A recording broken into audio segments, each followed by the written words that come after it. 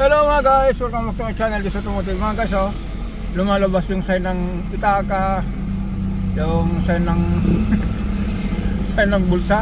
Ayan, engine check engine, ABS. Ayan, naka-warning po siya.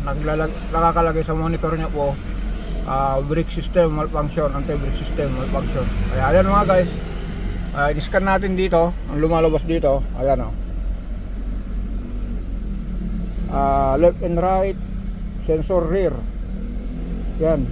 Ngayon mga guys, silipin natin to. Bakit nagpakita, bakit sabay-sabay? Kasi may suspect na tayo rito. Kasi kung may mga alagang aso nito, patay tayo nito. Tignan muna natin.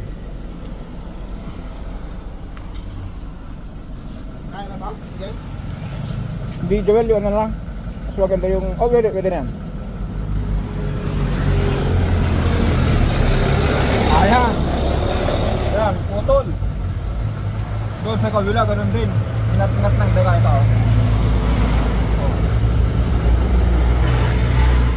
Okay.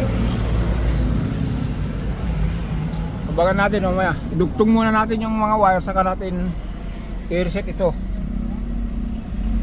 Tapos check din natin kung ano yung check engine na yan, yung side ng pitaka.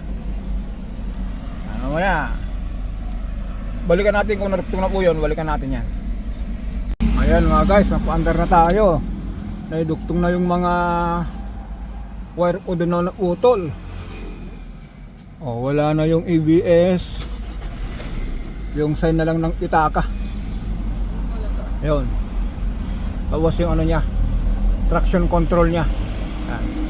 Yung sign ng pitaka sa traction control, ito yung ginawa. Sige sir, ano mo? Ano?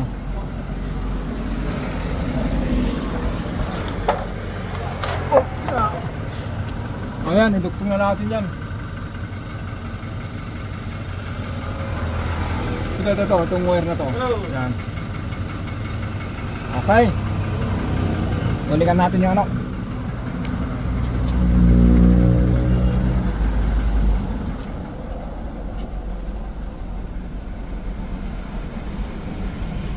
Ano natin ito mga guys. Tanggalin natin yan. Tignan muna ito kung anong nakikita ng ano, ng scanner. Ayan mga guys, Parang galit na galit yung aso eh. asong matngat yung wire. Kaya yan, ito yung lumabas. Kaya sabi ko kanina, subukan natin, i-clear muna to. Clear natin. Yes. Yun, wala na. Ayan, na-clean na lahat wala na. Kaya yan mga guys, kung ganyan po na may lumalabas sa dashboard nyo po na sign ng pitaka, sign ng bulsa, i-check nyo muna yung yung wallet nyo kung may laman. Sabi nga ni Watts pa-i-rev natin para baka lumaki yung bayad.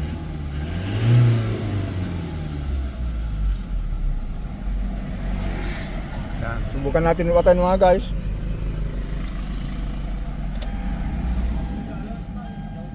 Start uli.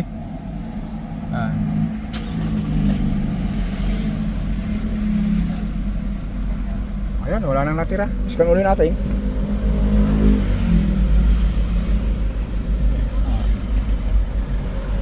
Itong scanner natin mga guys, mumurahin lang po ito.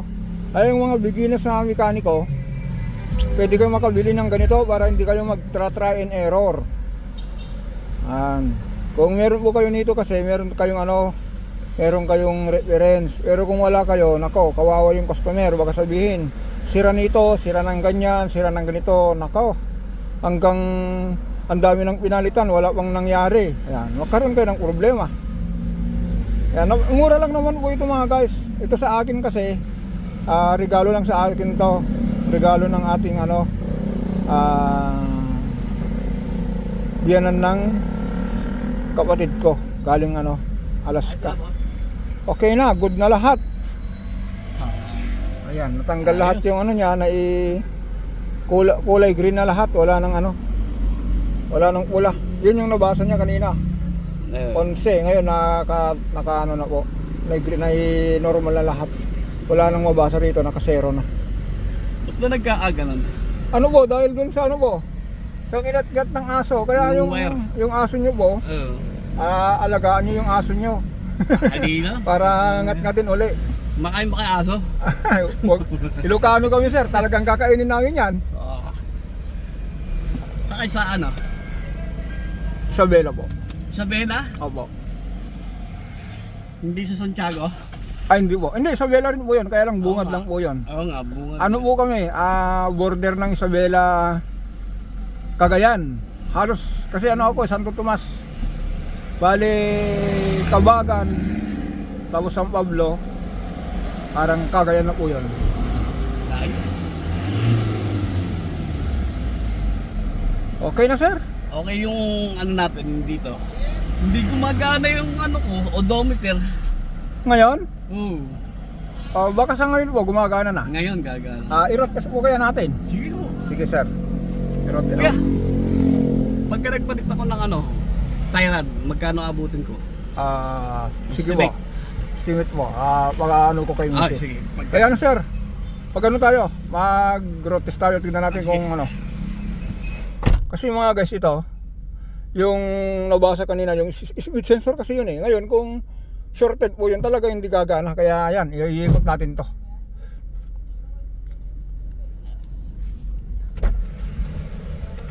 Galing mo. Ayan. Oh, nahuli agad.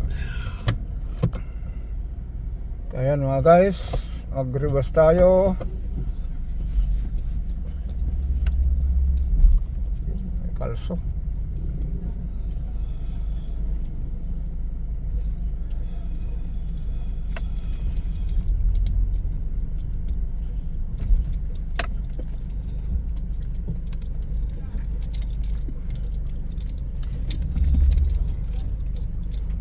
Tignan natin kung gumagana yung speed natin.